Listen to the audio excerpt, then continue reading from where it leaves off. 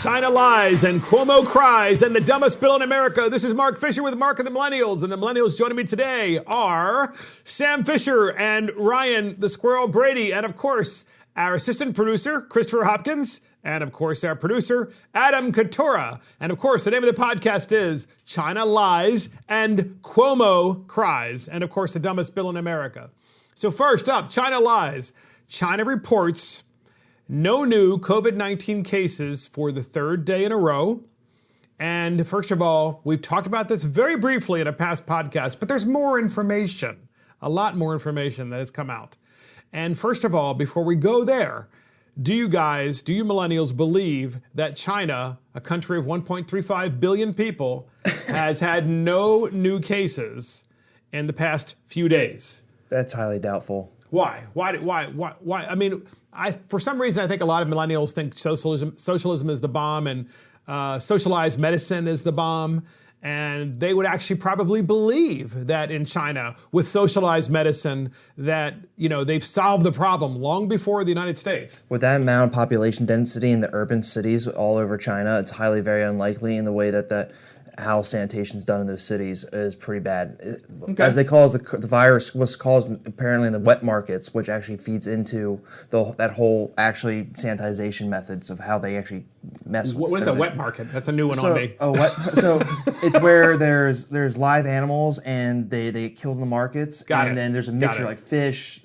The wild animal markets. Yeah, there's animals such as bats and snakes. Yeah, and it's like everything, that Eastern type medicine type deal, and then a lot of experts are pointing to that as the cause for a lot of the spread of the virus. So listen, the Epoch Times, but also Breitbart, right? So far, two news agencies, and now Bloomberg has said this as well.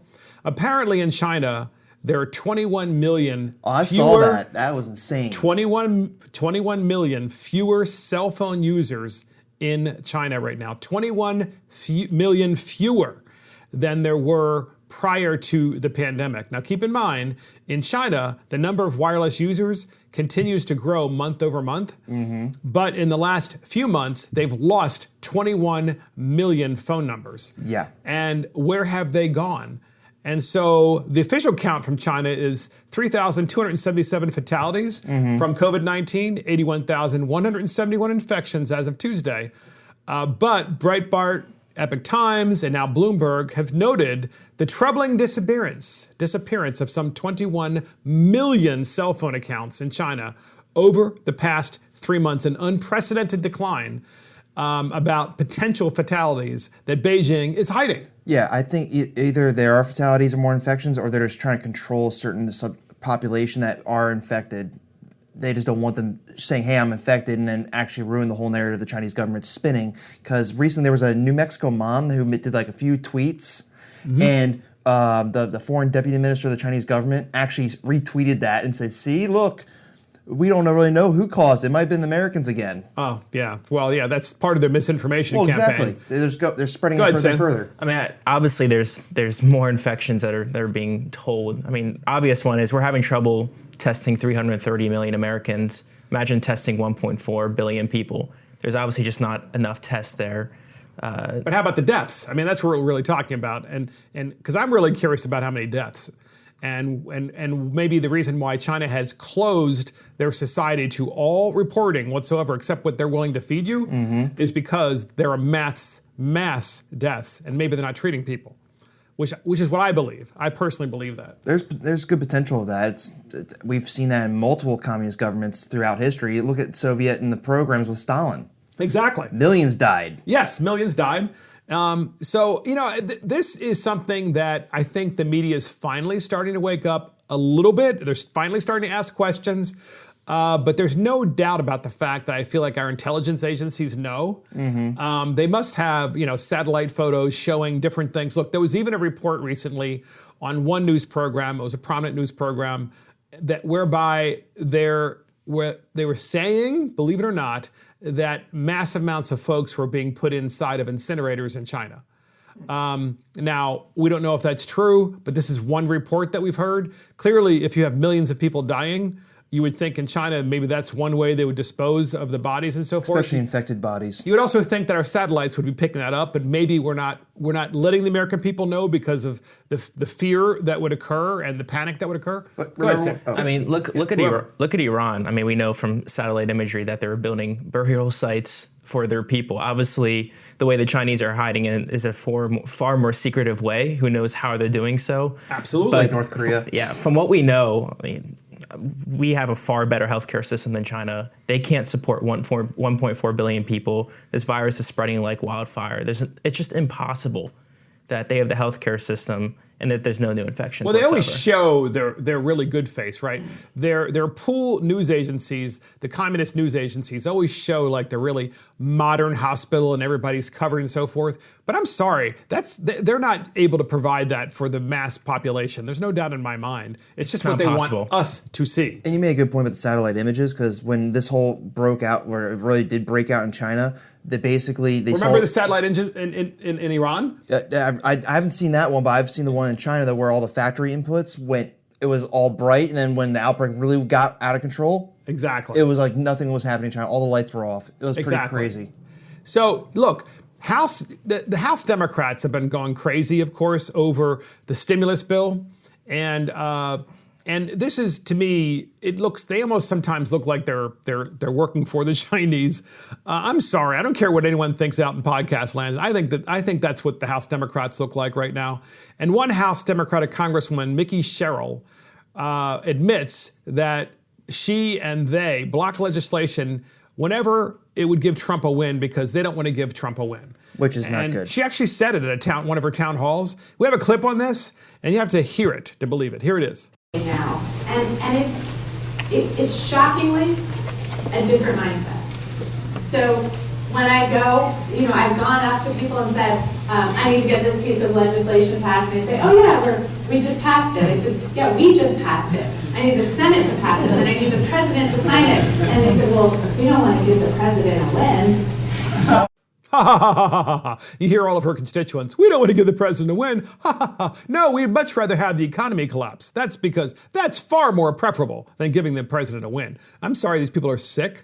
And then Majority Whip James Clyburn, Democrat from South Carolina, told the caucus members, his House Democrat caucus members, that the bill for the stimulus bill was a tremendous opportunity to restructure things to fit the vision of the Democrat Party. And his comments came on Thursday in front of 200 House Democrats when they were trying to lay out the vision of what they wanted to put in the bill. To be fair, an agreement was finally reached, of course, but not before an entire week plus was lost. An entire week was lost when monies could be funneled to the American people who need it the most to feed their families, to pay their rent, to pay their mortgages, to keep their businesses open, to pay their employees, whatever it takes to try to keep the economy going in the meantime.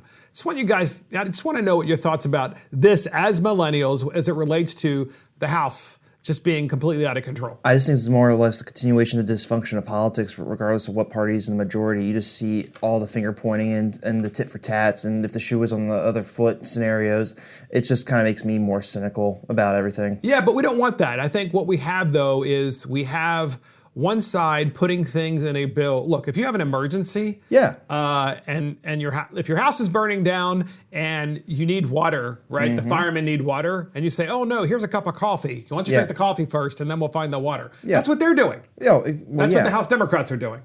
Yes. I have a couple issues with just these spending bills in general. I hate the precedent that omnibus spending bills have essentially created, that we have to throw everything in one single package. The riders. Exactly. We can have riders from interest groups that just get thrown in there.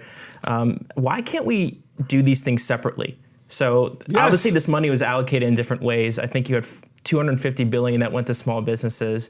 If that's the biggest priority, why does it have to be included in this big bill? Why can't we just do that separately right off the bat, understanding that we're a race against time? We have to get cash to these businesses immediately. That makes perfect sense to me. Look, Axios, which obviously is a left-leaning news site. During this negotiating, Axios put out an article, 10 ways coronavirus is changing energy and climate change. What?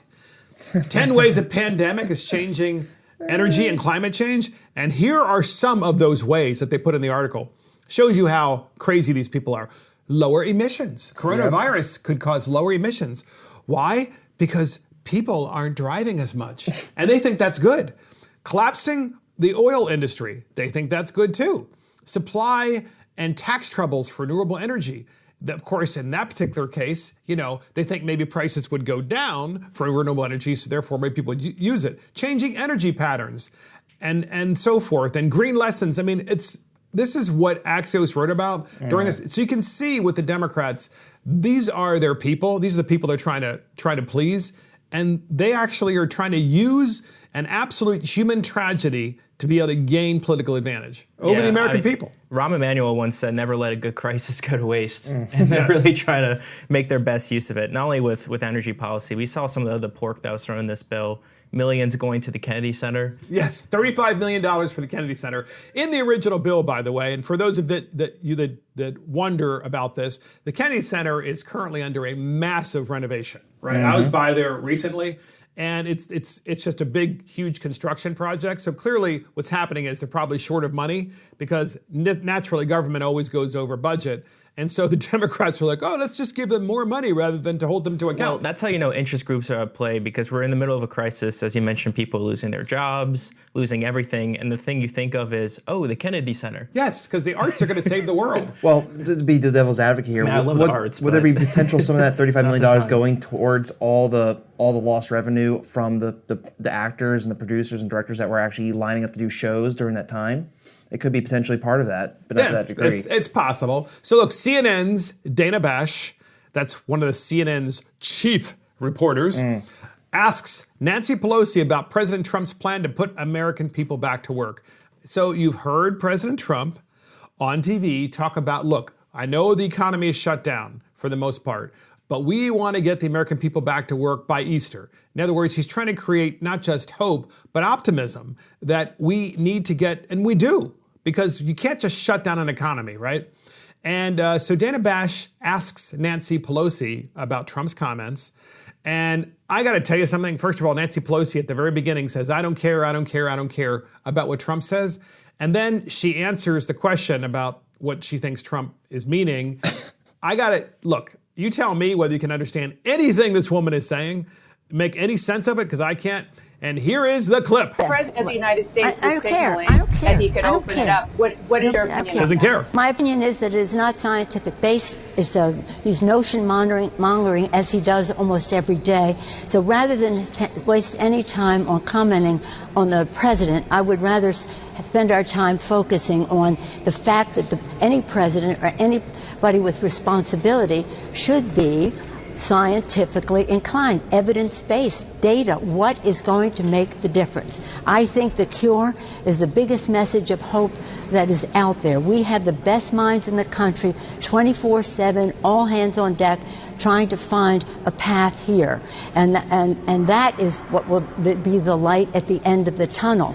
What the president is suggesting is that light at the end of the tunnel could be a train coming at us if people are out and about in a way that it spreads the disease further. But I'm not here to pick a fight with the president. We're here to get a job done with this legislation, and don't want to waste any energy on his tweets. I mean, I think that if he listened to the scientists, if he listened in the beginning to the gravity of the problem instead of minimizing it, if he hadn't fired the people at the national, well, there's so many what ifs. Let's save that for later. Right now, we have to focus on getting the job done for the American people. And with all due respect to the fact that he's the President of the United States, and I respect the office he holds, I just am too busy to be bothered about his tweets. Yeah, she respects the office. She just hates him. Here, look, what if you want to bring down really to common sense what she's trying to say, if you can, what she's trying to say is she really doesn't want the economy to be back open. She wants it to be evidence-based. In other words, she wants to let the scientists and the doctors run the economy. I'm sorry. If you let Anthony Fauci run the economy, Dr. Fauci, the economy we would be in a Great Depression. You can't let them run the economy, right? You need them to run healthcare, and we need to be able to fight this like a war. But the economy still must continue, because obviously then you would die from the cure, and the cure would be you're unemployed. So I don't know. What do you guys think about this? Because you both you've never seen this before in your lifetime. Certainly, I've seen the Great Recession, but certainly I did not live during the Great Depression. I've never seen a pandemic. What do you guys think? Millennials, unique. Well, this was from her presser that I saw a day or two ago. Yes. That close-up shot and her just talking, I was like, what are you saying to me right now? You seem to be missing the mark here. They're trying to pass a $2 trillion stimulus package to help. $2 trillion. Individual Americans, not alone, just also small businesses and large corporations to help actually stimulate the economy, make sure we don't totally tank. And she was trying to front load the bill with a bunch of riders that made no sense, as we already previously talked about. I just think it's just more spinning around in circles and not getting anything done. But hopefully there's some light at the end of the tunnel. We're actually getting this passed, which it looks like it will pass. Sure. No, it actually, they've come to a deal and it will indeed pass. There's no doubt in my mind today or tomorrow for sure. But that doesn't change the fact that they lost a week and a half where the Democrats were trying to put in their Green New Deal nonsense. Pelosi was on vacation for a week during She was this on time, vacation, and who knows, maybe she went to the doctor, maybe she had another facelift. I'm not really sure. Go ahead. It's Sam. funny, the old narrative, or I wouldn't say old, still the narrative about Republicans is they're greedy, they only care about Tone corporatism. deaf. Exactly. And this is just an add-on to that narrative that they want to reopen the economy and not really care about human life. They don't want to help old people at all. But meanwhile, if we don't open up the economy soon, it's going to be a catastrophe. It is going to be a catastrophe. An interesting thing I was reading is the Lancet, which is a premier medical journal, found that between 2007 and 2009, during the Great Recession, we saw an excess of 5,000 suicides. Jeez. Because so many people lost their jobs, obviously their livelihood, and that was during a 10% unemployment. We could have a 20% unemployment from this catastrophe. Or more. Or certainly more. 32 million Americans out of work. Yeah, people have invested their livelihood into new businesses. And China's just licking its chops because it has the people and it has the government manipulation of how their economy can Yeah, you can force people at It's- gunpoint in China to work, knowing that those people would probably, in many cases, catch the coronavirus. And they control the means of production, which Absolutely. actually brings us, I think, Senator Cotton starting and say, like, hey, should be a red flag warning to say we need to move our industry back to the United States so we're not dependent. And that's the thing. I mean, you got the podcast called China Lies, and of course, Cuomo Cries. But really, it's all the Democrats. The Democrats are crying because they actually want to use this to their advantage rather than try to solve a problem. And it's fascinating. Mitch McConnell spoke about what Nancy Pelosi and the House Democrats are trying to do to the bill. That was a good And speech. he gave a terrific speech, and we have a very condensed version of his speech, really calling out the Democrats. And here's a clip. You got to listen to it. Here are some of the items on the Democratic wish list over which they choose to block this legislation last night. Tax credits for solar energy and wind energy. Provisions to force employers to give special new treatment to big labor. And listen to this, new emission standards for the airlines. Are you kidding me? This is the moment to debate new regulations that have nothing whatsoever to do with this crisis? That's what they're up to over there. American people need to know it. Democrats won't let us fund hospitals or save small businesses unless they get to dust off the Green New Deal.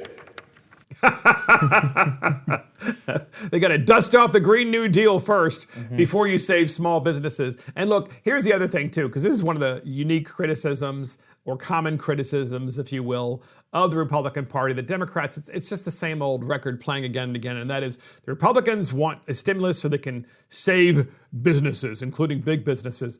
Look, I got to tell you guys something. The vast majority of businesses in the United States are small businesses, but where there are big businesses and where there are medium-sized businesses, if they are gone, those businesses, so are the jobs.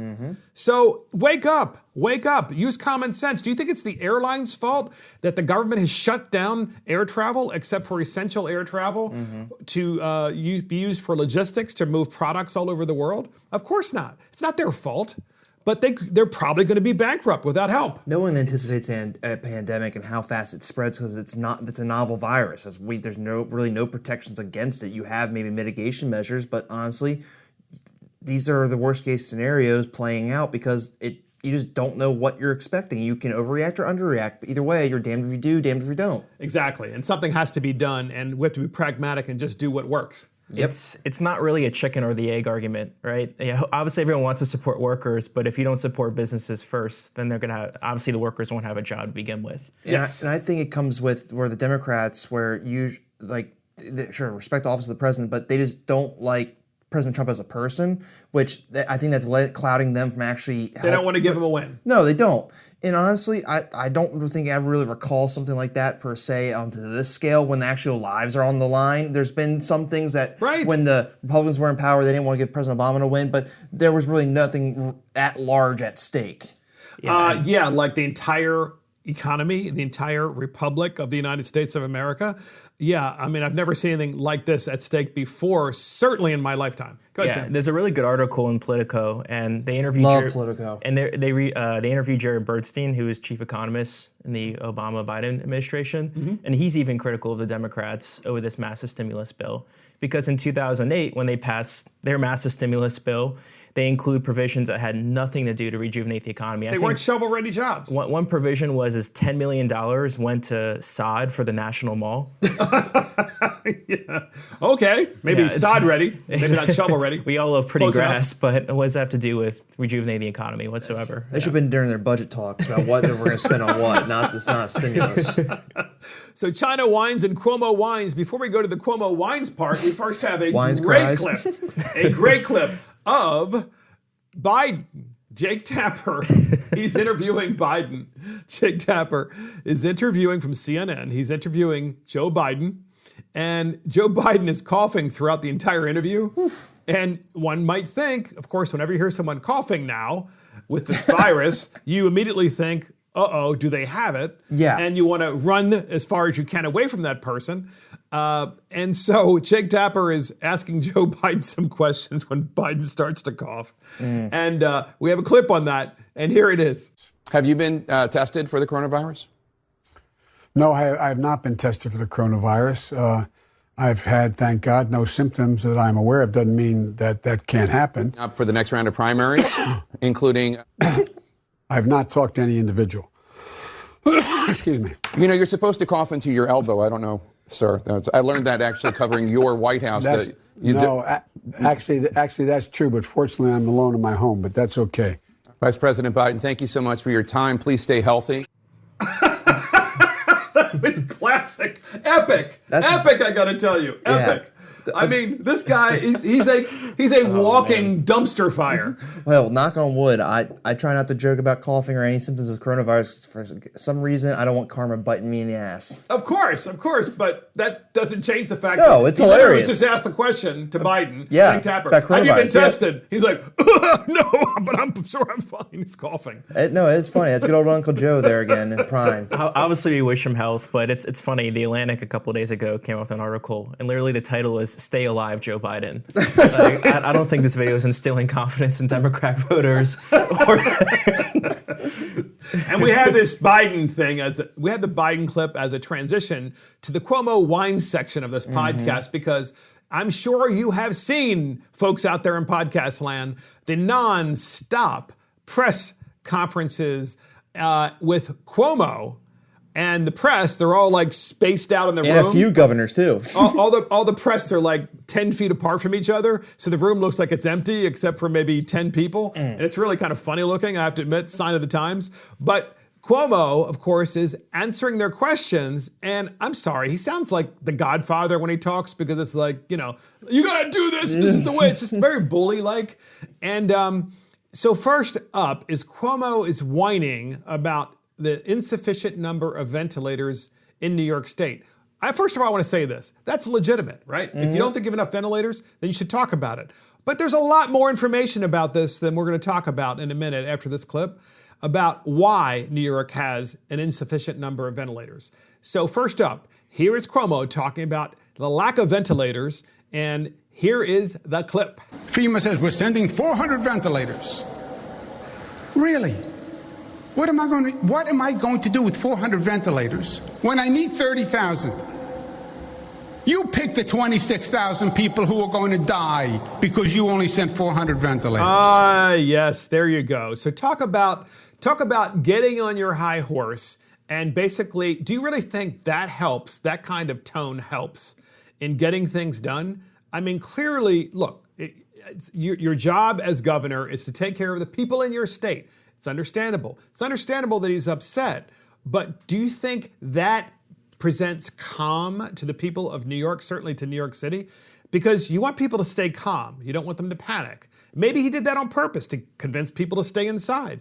Maybe I kind of doubt it, because Cuomo is a big showboater. But I just want your thoughts about this. I have my own thoughts about what Cuomo is doing here.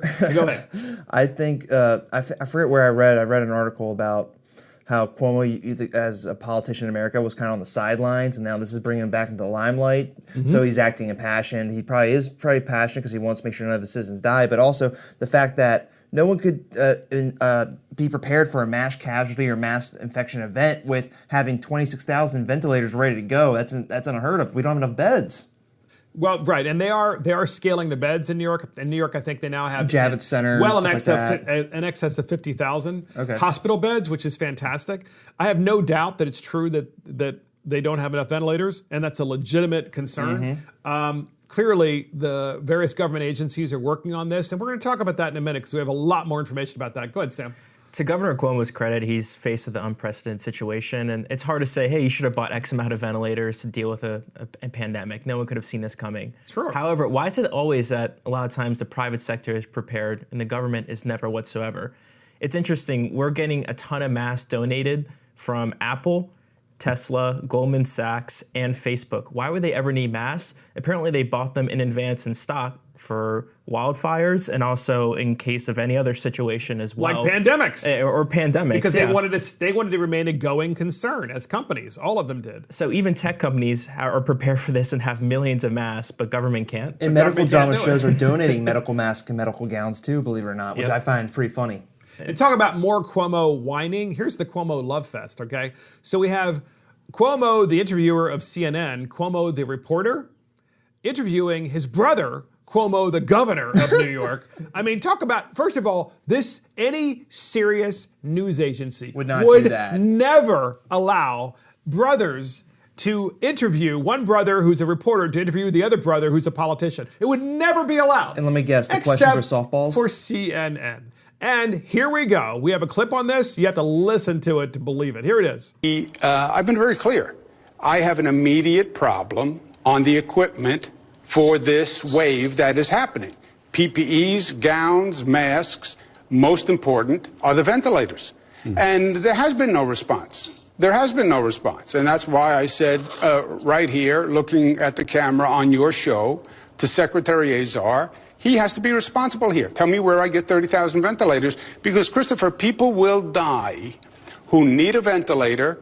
They will be mostly elderly. They'll have an underlying illness. That's true. But some can be younger, like Anderson Cooper's show showed us. You can have an underlying illness, be recovering from cancer, be younger. You'll need a ventilator, and you won't get it. We're trying this splitting mechanism, but we shouldn't be here. Just order a company to produce the darn ventilators, and that's it. And when we get to 2 weeks, and you have people in hospitals who are dying because we don't have ventilators, that's going to be a national tragedy. So, this is the second time that the governor has talked about, naturally, the lack of ventilators. He's talked about it actually many times, but the second time on the podcast, of course, this time it's with his brother, the CNN reporter, and, it's all softball questions. And basically, they're setting up the president and his administration for failure. And there's a reason that they're doing this. And we're going to talk about this in a minute. But go ahead. Any thoughts on this before we go to the next clip, the Cuomo clip? There's a certain Kennedy feel when it comes to the Cuomo brothers, obviously with John Kennedy being president and Robert Kennedy being the attorney general. And how can you actually think there's proper journalism is going on when your brother's asking you the questions. I mean, obviously your family's there to hold you accountable, but no one's going to throw you under the bus over a national issue unless you're Kellyanne Conway's husband. I'm sorry. It shows you. I'm sorry, CNN. You must have the dumbest people watching your news program who actually think that's news. It's like, oh, isn't it wonderful? They're brothers and they're talking to each other on the news. Oh my gosh. So next up, we have Vice President Pence basically responding to Cuomo, but he's responding to him on the air concerning the ventilator issue, which it is an issue. And here is Vice President Mike Pence. And lastly, Doctor, you mentioned the ventilators. I just received word. I know we started our conversation this hour on the subject of ventilators and the challenges that the state of New York faces.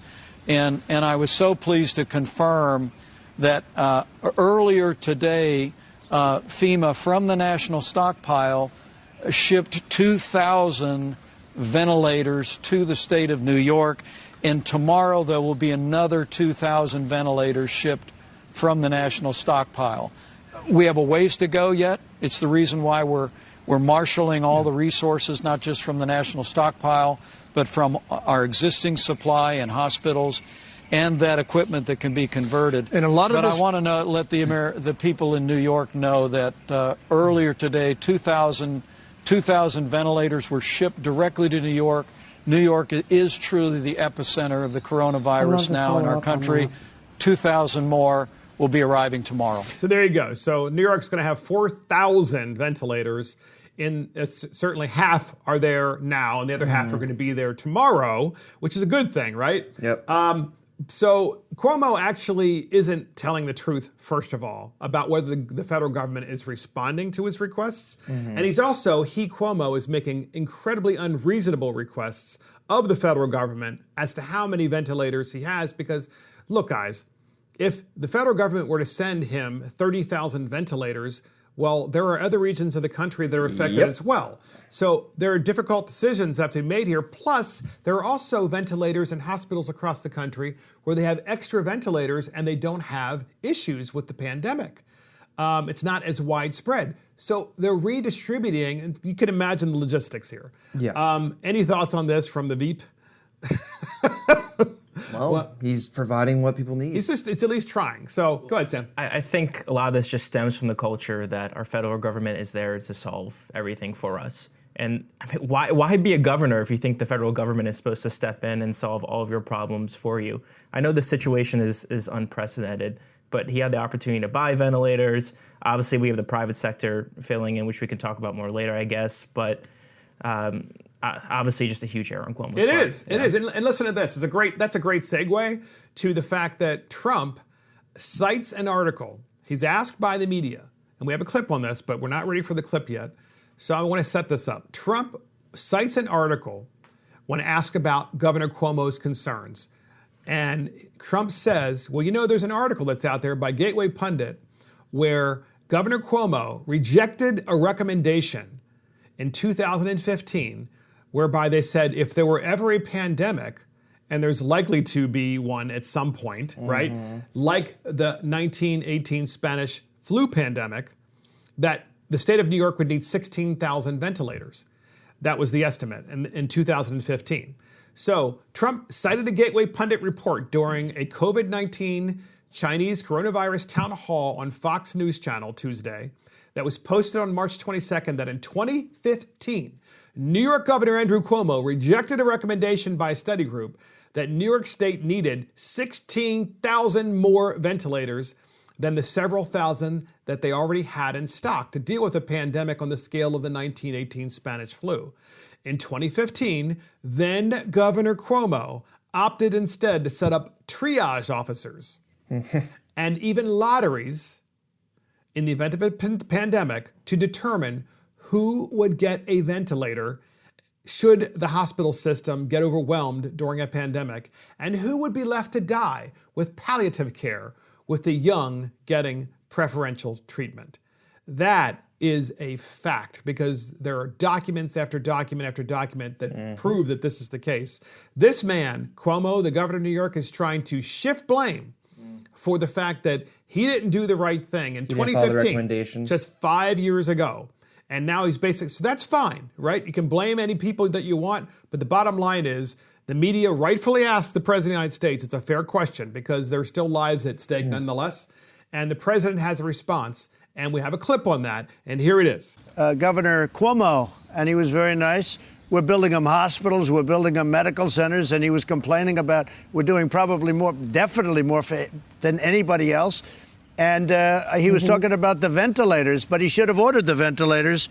And he had a choice, he had a chance, because right here, I just got this out, that he refused to order 15,000 ventilators. I'll show this to Bill, but take a look at that, Bill.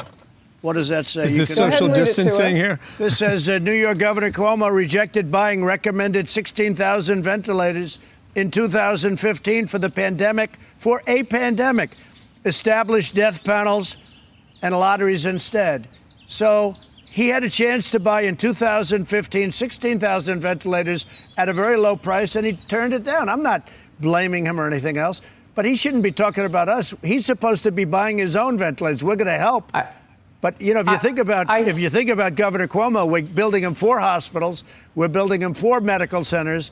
We're working very, very hard for the people of New York. We're working along with him. And then I watch him on the show complaining. And he had 16,000 ventilators that he could have had at a great price, and he didn't buy them. He didn't buy them. That was in 2015, right? So it's 2020. He was recommended this by his healthcare officers, and he decided to ignore it.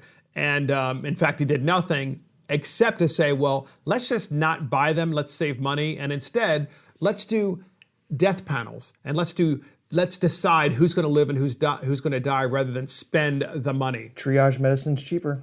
That's ration care. That's socialized medicine, actually. Not really sure that's triage medicine. I think that's socialized medicine. But you prioritize who you can save and who you cannot save and who provides value. But the fact of the matter is you can save everybody. I believe that if you plan ahead, you can save everybody. I really do believe that. I'm agreeing with them. But if you're a Democrat what he opted for is basically triage medicine. If you're a Democrat and you're a socialist, you don't believe that. If you're a Democrat and you're a socialist, you believe in ration care, and ration care by definition puts you in the position to play God, and it puts physicians in that. And we should not be putting physicians in that particular case when they can actually save people. Just my thought. I'm sorry. Sam, any thoughts on this? I agree with you. I just think we're just mixing the definitions of it. I think this is a side effect of just years and years of irresponsible spending. Yes, it's understanding why you might not spend money on 16,000 ventilators, but I bet you'd be more willing to do it if they weren't so much in debt from irresponsible spending on government services. Absolutely, because New York is always in debt. They're constantly raising taxes. They constantly have an exodus of businesses and individuals, and you know they've always spent so much squirrel on social programs that including healthcare, right? and it just shows you how poorly that state has been managed, particularly under this governor. Well, they should have had their own state stockpile of ventilators then, but I guess he didn't spend the money for it. But he didn't do it, right? Yeah. So, and here's an example of socialized medicine under a pandemic, and here's an example of what I think is disgusting, right? And that is the arc of Washington State. Washington State is another hotspot in the pandemic. So the arc of Washington State, if you want to know what an arc is an organization, it's an acronym that stands for the Association of Retired Citizens. Association of Retarded Citizens, my bad. And so they've used the acronym ARC, Association of Retarded Citizens, to replace that word because obviously it's not considered to be politically correct in the 21st century. Never knew what ARC stood for until now. But that's what it stands for.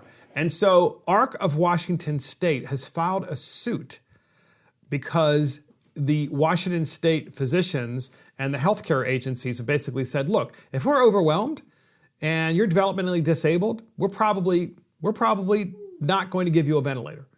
And this is socialized medicine, right? So here's what it says. It says, as COVID-19 cases increase in Washington State, the experience in other countries and predictions of U.S. health officials is that there will not be enough acute care services or equipment, such as ventilators, to meet the demand of patients with a virus who require intensive treatment, And therefore, healthcare professionals in the United States are already developing protocols, including in Washington State, that include treatment rationing that will determine who will and who will not have access to life-saving treatment. So therefore, the ARC of Washington State has filed a lawsuit, and which I think is fantastic.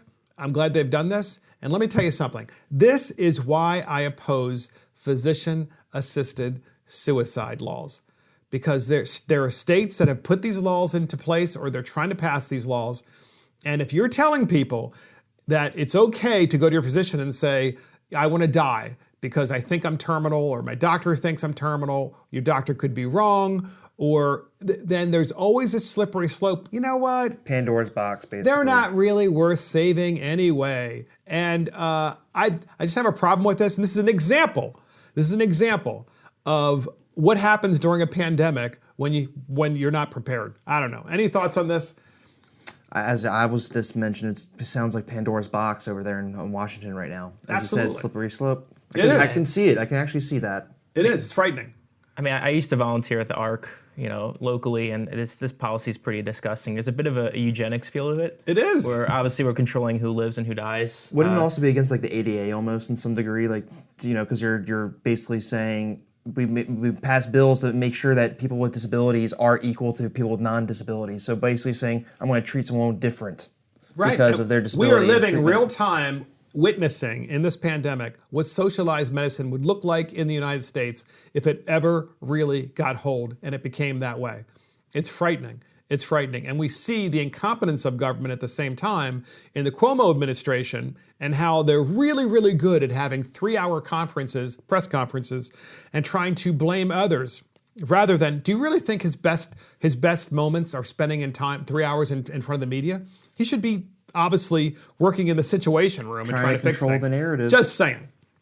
So next up, we have a great story of Dr. Vladimir Zelenko, who lives in Orange County, New York. In Orange County, New York, there is a massive Hasidic community. Yep. And that community consists of, my understanding, is 35,000 people. I mean, it's massive. And in fact, one of the largest languages spoken in Orange County, New York is Yiddish, which is pretty fascinating.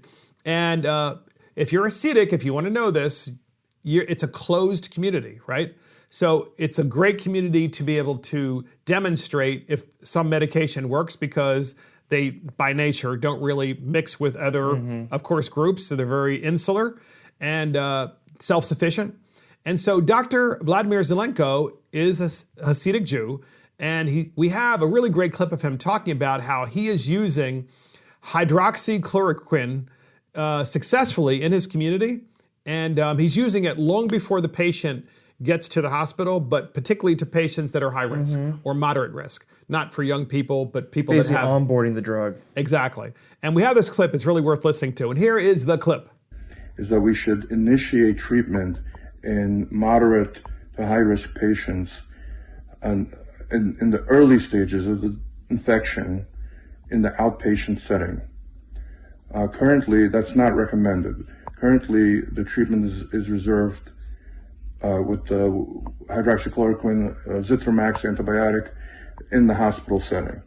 I'm suggesting that you please advise the country that they should be taking this medication, the high risk, moderate risk patients, in the outpatient setting if they have the infection, and maybe even as prophylaxis in the very high risk patient.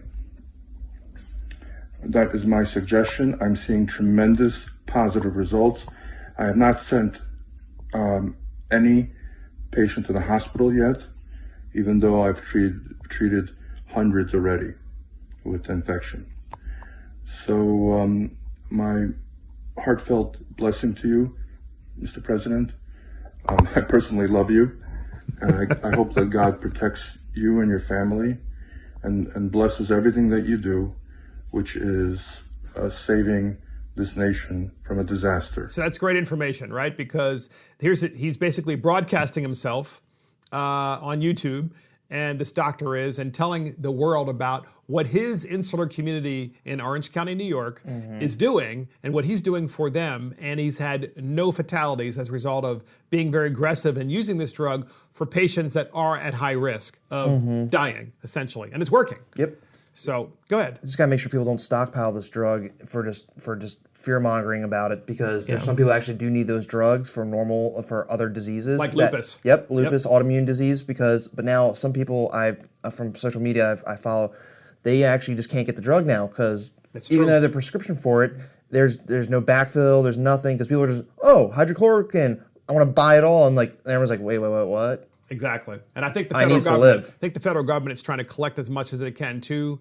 And but I have interestingly, it's a strain on the supply chain, and then again, bring back the pharmaceutical industry back to the United States. It's a great point. No, fantastic point. And Bayer, I believe, has donated millions of tablets. Yeah, like 3 million, I think. And just to clarify, this is hydroxychloroquine, not chloroquine phosphate, which I believe is fish tank cleaner, which someone died because they took recently. Oh yeah, they say, chloroquine, like there's chloroquine the drug, and there's chloroquine the cleaner. Yeah, so be very careful with the media coverage. Actually, one other thing to note here has been the media coverage of this drug in general. Yes. Which is dishonest. It's been very divided. I've been noticed on most sources, it's been optimistic. That obviously gives people some sense of hope. But if you read Bloomberg, I've read an article of Forbes as well, everyone's like, based on studies conducted in India and China, no effects whatsoever. And India's on full lockdown now. However, oh my gosh. Exactly. And if I was 85 years old and I had coronavirus, I would absolutely take this. I mean, it's a known drug. We know the side effects. We do. And the thing is it's classic government, right? You got the FDA getting in the way until Trump intervened, by the way. Yeah. And the FDA going, no, we must have clinical trials to see how it works with this particular virus. It's like, I'm going to be dead by then. So you know what? I want the right to try. And honestly, I would rather not take the drug than be intubated, because that process is not fun. You get sedated, so you're kind of in and out or totally asleep for days on end or weeks. You get a breathing tube put into your airway. That's not fun. Not fun. I can't do the strep test when they put the little stick in the back of your throat. Yeah. I literally feel like I'm dying and then I just don't like it. It sucks. Anyways, but that's because you're a squirrel. That's why. Sure. I'll take that. Anyway, but also just that's not a fun process. You can hear stories about people on vents. It's not comfortable by any means. So if I can avoid that outright, I'll take the drugs. Absolutely. So next up, we have the dumbest bill in America. The dumbest bill in America, Mr. Assistant Producer Chris Hopkins. Do we have the lead up from Idiocracy? Yes. And here it is. So wait a minute. What you're saying is that you want us to put water on the crops? Yes. Water? Like out the toilet? Well, I mean, it doesn't have to be out of the toilet, but yeah, that's the idea. But Brondo's got what plants crave. It's got electrolytes. I wish y'all could see Chris Hopkins there, because he was basically lip syncing that whole thing. He knows it by heart. Played it a few times. So the dumbest bill in America is banning hotel shampoo bottles. Huh? Yes, banning hotel That's the shampoo free bottles. Shampoo. So you know those complimentary bottles of shampoo, and sometimes they're nice ones, and conditioner, and body wash that you get, and sometimes lotion. Yep. So usually there are 4, sometimes there are 3. Well, we have a delegate from the state of Maryland, Delegate Love of Maryland, introduced House Bill 354 to ban those shampoo bottles in larger hotel Was it for chains. environmental reasons? It was because climate change. And environmental reasons. But she always uses the whole climate emergency thing. Look, this is crazy, because when you think about the alternative, right? What's the alternative? Dispensers, right? So you walk into the shower and you have these massive dispensers. I was recently at a hotel with that. I was like, what? And doesn't it make you wonder who has used it before you and what might be inside of them? Because other people are taking showers in that shower. Well, now I'm kind of terrified, but thanks for that. Yeah, well, of course you think on it, because I do too, especially in the era of coronavirus, right? You're touching things in the shower and you're assuming it's really clean, and you're sharing other people's shampoo and other people's conditioner and other people's body wash. I'm sorry, I think it's a bad idea. But to me, this is the dumbest bill in America. We have Delegate Love introducing House Bill 354. We have a clip of her, and here it is. So HB 354 is one more step in addressing this problem. Just a couple of notes before I turn it over to it's a my problem, panelists. Squirrel. First, it Sam? applies only to establishments that are 51 rooms or more. Yeah, hotels So are 51 this is not rooms. targeting the So all small the profitable motels. This hotels. is not targeting someone who rents out a room. This is not targeting the VRBOs. This is going after the larger targeting establishments. nonetheless. Second, it Marriott. starts in January of 2023, giving establishments almost 3 years to transition. Third, it applies to only shampoo, conditioner, and body wash. I had initially wanted to also include lotion, but in talking to my panelists up here, I learned that there's actually a lot of science behind this, and that the science isn't there to figure out how to do a hotel the expert lotion in the now. bulk dispensers because it's not used as quickly. So the ones that are chosen, there is science behind these. And then She's not gonna tell you what it finally, is. it gives the establishment flexibility in determining what to do. It doesn't tell them what they have to replace these tiny bottles with. It leaves it up to the brand to decide what they want to do. So there's government, right? There's Delegate Love trying to micromanage every aspect of the way the hotel chain manages their hotel. A delegate who has no business getting involved in their business is doing so. Stay the heck out of their business. And here is why we're talking about this, other than the fact that it's a dumb bill. Because Marriott, the largest hotel chain in the world, which is based in Bethesda, Maryland, Yep. they were up at the table with her testifying for her bill. And you want to know why? Because Marriott doesn't mind trying to put their competitors out of business. Yeah, Marriott's insulated. So Marriott can say, hey, guess what? We don't want this. We actually like this idea because of the fact that our competitors really can't make these transfers themselves to use these kinds of large bottles in the shower and so forth. And they showed pictures of this as well in the hearing. So we have Marriott's lobbyist talking about this, and here's the clip of him. Good afternoon, members of the committee. Travis Cutler here on behalf of Marriott International. As Delegate Love mentioned, we are involved in an initiative across the 7,000 hotels we have across the world to phase out the small single-use toiletry bottles in place of bulk dispensers.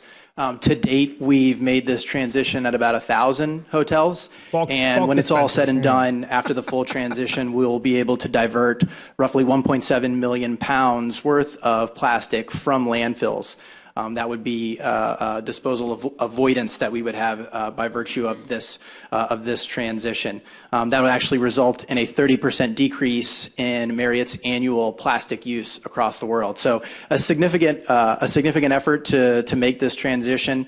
I really want to thank Delegate Love. She reached out to us in the fall, expressed her interest in introducing legislation on this topic, and was very open to dialogue about how to do it in a practical and feasible way that worked for the industry. And we believe that this bill really serves as a really great illustration of partnership between our industry and with Delegate Love. And so we're here supporting House Bill 354. Typical lobbyist. Happy to answer any questions, and thank you for your time. Yeah, he's happy to answer any questions. Yeah. So look, here's the thing. The bottom line is the Marriott lobbyist is saying, and we're really happy that she reached out to us to help us. And it's like, no, she's trying to tell you how to run your hotels. And here's the problem I have with this. Marriott and their lobbyists should have told her to go pound sand. It's like, oh, I'm so glad you came here to tell us how we should run our hotels. Get the hell out of my office.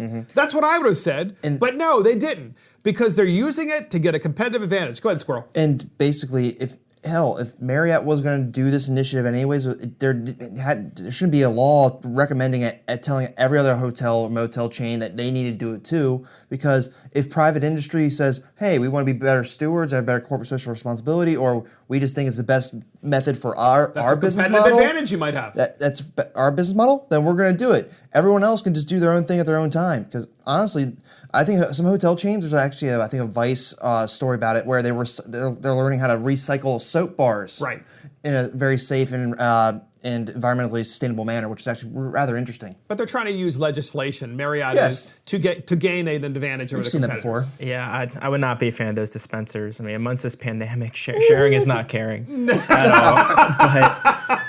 But and if you look at the hotel industry, it's funny how the unintended consequences of these legislation. If you notice, they said any hotels with less than 50 rooms would not be included in this legislation. That's right. However, when you ever have more, of course, restrictions, it increases the barriers to entry and makes it significantly harder for smaller hotel chains to compete. I mean, every single detail is incredibly important with hotels to differentiate yourself with competitors. And I bet there are a lot of very small hotel chains where rather than going to a Best Western, they might go to a smaller, more boutique hotel with better shampoo. Absolutely. And it's almost like airlines, too, if you can think it the same way. Yep. So, look, we're going to have to wrap this up. We did have another clip on this, but we're not going to play it because we ran out of time. So thank you for joining Mark and Millennials. That's it for this podcast. This is Mark Fisher. Thank you for joining our Millennials with me. Sam Fisher, Ryan the Squirrel Brady. I said that the wrong way. Thank you to our Millennials for joining me is what I meant to say. We can always fix that later. And of course, our producer, Adam Couture, our assistant producer, Christopher Hopkins. Check us out on iTunes, Spotify, YouTube, Facebook, Twitter, and our website. See you next time. This is Mark Fisher.